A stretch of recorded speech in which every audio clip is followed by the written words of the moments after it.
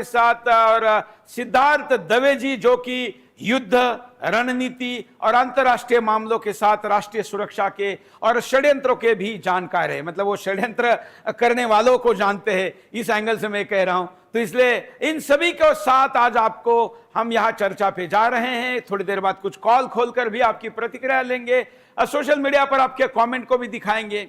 लेकिन क्या लॉकडाउन लगने वाला है? पहले राउंड की प्रतिक्रिया सिद्धार्थ जी से ही शुरू करते। सिद्धार्थ जी। सबसे पहले सुदर्शन न्यूज के सभी दर्शकों को नमस्कार, जय हिंद, वंदे मातरम।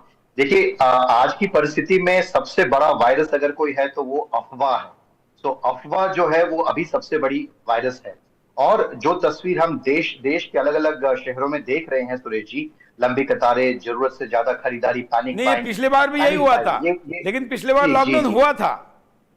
किंतु सुरेश जी, ये वास्तविक कमी का नहीं बल्कि एक मनोवैज्ञानिक असुरक्षा, जिसको हम साइकोलॉजिकल इनसिक्योरिटी कहते हैं, उसका परिणाम है। सबसे पहले जो आई थिंक अभी सभी दर्शक ये जानना चाहेंगे कि स्पष्ट करना चाहता हूं, भारत सरकार ने और विशेष रूप से वित्त मंत्री निर्मला सीतारमण जी ने, हरदीप पुरी जी ने कहा है, साफ कहा है कि कोई लॉकडाउन लगने नहीं जा रहा है, ना ईंधन की कमी है, ना खाद्यान्न की। तो फिर सवाल ये उठता है कि डर क्यों है?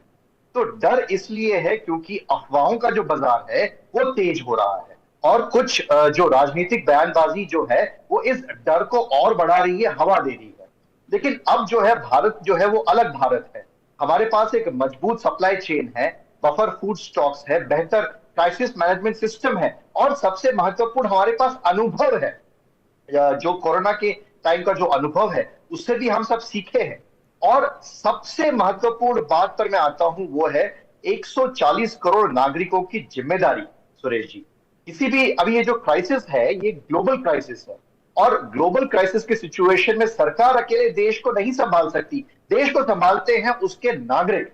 और अगर अभी स्थिति कैसी हो रही है, 10 लोगों के लिए सामान है और 3 लोग पैनिक में 5 गुना खरीद लेते हैं, तो शॉर्टेज आर्टिफिशियली क्रिएट हो रही है, पैदा हो रही है। यानी असली संकट जो है, जो सबसे खतरनाक संकट है, वो ये पैनिक ड्रिवन बिहेवियर का है। तो नागरिक धर्म क्या है, राष्ट्र धर्म क्या है? वो है कि हम क्या जिम्मेदारी से अपना व्यवहार कर सकते हैं। 140 करोड़ में से अगर 120 करोड़ भारतीय जो है वो भी अपना नागरिक धर्म का वहन करें, जरूरत से ज्यादा खरीदारी नहीं करनी है। और बहुत महत्वपूर्ण बात कि अफवाहों को फैलाना नहीं है, रोकना है, और सरकार पर विश्वास रखना है। और प्रधानमंत्री जी हमेशा कहते हैं राष्ट्र प्रथम। आज इसका मतलब है मेरे घर का नहीं, पूरे देश का सोचना है सुरेश जी। अगर हम डिसिप्लिन रहेंगे तो कोई भी संकट नहीं आएगा, अगर हम पैनिक करेंगे तो बिना वजह संकट पैदा करते रहेंगे। इसलिए एक बात जो बहुत महत्वपूर्ण है, क्राइसिस नहीं, मैच्योरिटी का समय है, पैनिक नहीं, रिस्पॉन्सिबिलिटी का समय है।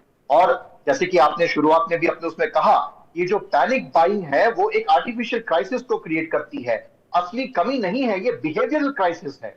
और जब डिमांड बढ़ेगी, प्राइसेस बढ़ेंगे, एक फियर का एक साइकिल एक जो है उसका एक क्रिएट हो जाता है। और शॉर्टेज से भी सबसे ज्यादा जो अगर डेंजरस कुछ वस्तु है तो वो है पैनिक। तो जब गवर्नमेंट एश्योरेंस दे रही है कि कोई लॉकडाउन की स्थिति नहीं आने वाली है, हमारी सप्लाई चेन मजबूत है, और फ्यूल और राशन जो है वो भी पर्याप्त है, तो जब सरकार कह रही है कि नो लॉकडाउन, तो अफवाहें क्यों? ये बात को समझना बहुत आवश्यक है।